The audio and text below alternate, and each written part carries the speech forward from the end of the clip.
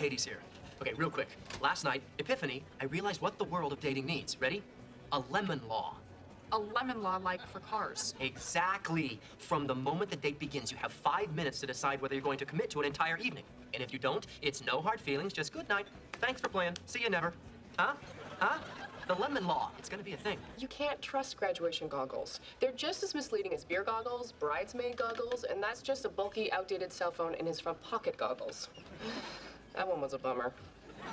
Kids, your grandma always used to say to me, nothing good happens after 2 a.m. And she was right. When 2 a.m. rolls around, just go home and go to sleep. Do you want these? I hate olives. She hates olives. Awesome. The olive theory. The olive theory is based on my friends Marshall and Lily. He hates olives, she loves them. And in a weird way, that's what makes them such a great couple. Perfect balance. Unpause? Unpause. Let's pause.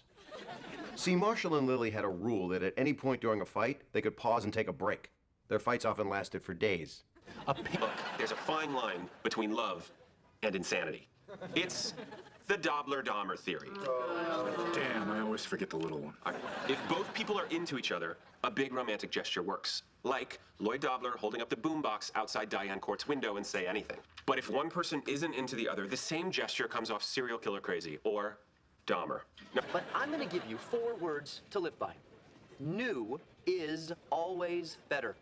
New is always better? You know who's a million times hotter than the hottest girl I've ever slept with? Her okay-looking friend I haven't seen naked. Why? Because new is always better. I see what's going on. You, my friend, are suffering from a little-known condition, little known because I just made it up, called new relationship smugness. You and Robin are in the honeymoon phase. Everything's perfect. Every song on the radio is about you. Every other couple sucks. Enjoy it. NRS doesn't last forever. Out of nowhere, Marshall actually liked GMB. It's graduation goggles. What? Graduation goggles, like with high school. It's 4 years of bullies, making fun of all the kids with braces, even after the braces come off and they can walk just fine.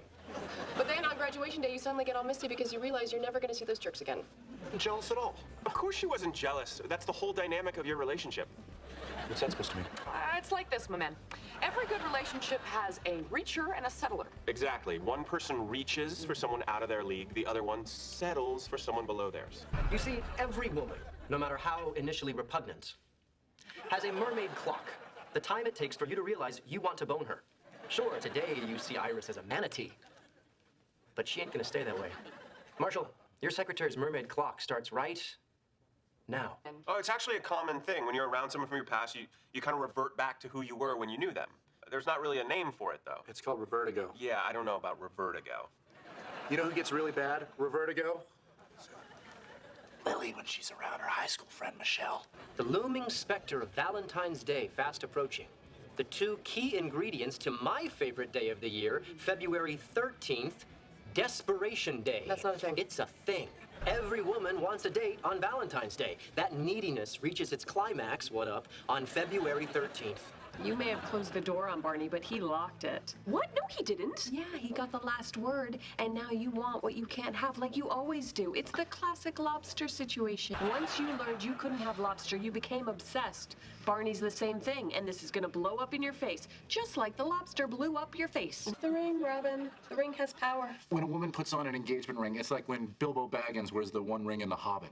Can you say that again, but not nerd? Sure. The ring is like the cloak that Harry Potter wears to sneak around Hogwarts. Yeah, I don't speak virgin either. The ring, it makes you invisible. And he'd get away with it. You know why? No stink. You obviously have to split a cab with him after basketball. No, I don't mean physical stink. I mean the pheromonal stink a guy gives off when he's desperate for action to a pathetic degree. You know, like Ted.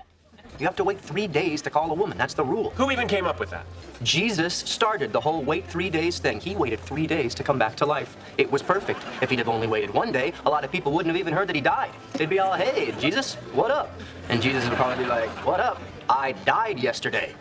And then they'd be all, you look pretty alive to me, dude. And he's not gonna come back on a Saturday. Everybody's busy, doing chores, working the loom, trimming their beards. No, he waits the exact right number of days. 3. Plus it's Sunday, so everyone's in church already. They're all in there, oh no, Jesus is dead. Then bam, he bursts through the back door. runs up the aisle, everyone's totally psyched, and FYI, that's when he invented the high five. We wait 3 days to call a woman because that's how long Jesus wants us to wait. True story. How do you keep a girl from becoming your girlfriend? Simple. The rules for girls are the same as the rules for gremlins. Gremlins? Gremlins. Rule number 1, never get them wet. In other words, don't let her take a shower at your place. Number 2, keep them away from sunlight, i.e. don't ever see them during the day. And rule number 3, never feed them after midnight, meaning she doesn't sleep over and you don't have breakfast with her. Ever. You've heard of the golden rule, right? Love thy neighbor? Actually, it's do unto others as you would have them do unto you. It's from the Bible. Damn it, Ted. I've worked out this whole thing where the golden rule is love thy neighbor, so just, okay? Now, the golden rule is love thy neighbor, but there's one rule above it, the platinum rule. Never, ever, ever, ever love thy neighbor. You have just become victims of the cheerleader effect. Glad you asked. The cheerleader effect is when a group of women seems hot, but only as a group. Just like with cheerleaders. They seem hot, but take each one of them individually, sled dogs. Watch your steps when you get up, kids, because I am about to drop some knowledge. Relationships are like a freeway.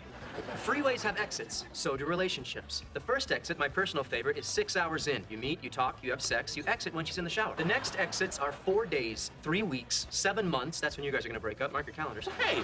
Then a year and a half, 18 years, and the last exit, death. Which, if you've been with the same woman for your entire life, it's like, are we there yet?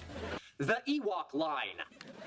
Anyone born on this side of the Ewok line was at least 10 years old when Jedi came out, and thus too old for something so cloying and cute. Anyone born on this side loved the Ewoks because, why?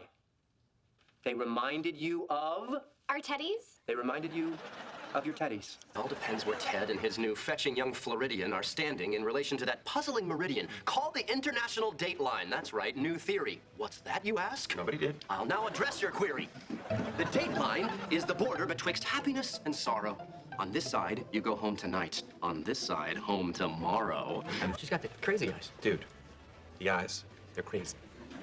You guys talking about the crazy eyes? It's a well-documented condition of the pupils, or pupae. No, just pupils. It's an indicator of future mental instability. She does not have the crazy eyes. You just can't see it because you're afflicted with haven't been laid in a while blindness. Wait, hot, crazy scale? Let me illustrate. A girl is allowed to be crazy, as long as she is equally hot. Thus, if she's this crazy, she has to be this hot.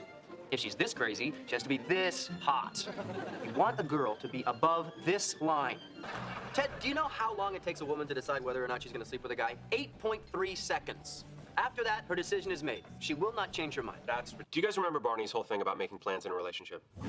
4th row. Ted, no. You're violating the date-time continuum. You never make plans with a girl further in the future than the amount of time you've been going out. You've been dating this girl for, what, 2 weeks? No, you're not taking her to a Springsteen concert in January. Everyone's got an underpants radius. For most of us, it's the distance from the bedroom to the bathroom. But as your self-esteem gets smaller, your underpants radius gets bigger. How big is Marshall's underpants radius? We're going. Oh, like Barney's theory about world peace? So I explained to her, I said, Madeline, every single international conflict essentially boils down to sexual tension. Every international conflict. Every single one, dude. So the crisis in the Middle East could be solved by... Gaza strippers. Next. Apartheid? Apart thighs. What else? Anytime a single guy hangs out with a married woman, there are rules that must be followed. Rule number 1. Don't use the husband's condoms. That's just rude. Rule number 1. Don't go anywhere that has candles. Rule number 2. No sharing food. In fact, anything involving saliva is off limits. Toothbrushes, thermometers, lipstick. Well, if I can't share her lipstick, there's really no point in even going. And the most important rule of all, Lubricant is public property. no lying to the spouse about anything you do. Robin, Kevin, you in? Kids, early in any relationship, there's a phase where you don't say no to anything because you want to seem interesting, adventurous, and open-minded. I call it early relationship chicken. Well, I am open to anything. Almost deaf. Marshall Erickson's stamp of approval. Marshall, you're a stamp tramp. How dare you? And what is that? You give your stamp of approval to everything. It's become meaningless. It's like when my mom likes a movie. It just means Richard Dreyfuss is in it. Please. You're a piggyback stamper. How dare you? And what is that? Allow us to demonstrate. Lily? Hey guys, I just found a great new sushi restaurant. It's called Katsu. Yoku. Katsu Yoku. My idea. I'm Ted. Nailed it. Totally. It's an overcorrection. How dare you? What is that? Barney was engaged to Quinn, a stripper he never really trusted, so he overcorrects by dating her opposite, warm and nurturing Patrice. That does happen. Like Ted, after you broke up with sweet, innocent Victoria. No, you hang up first. No, you hang up. No, you hang up first. Hang up, you little bitch!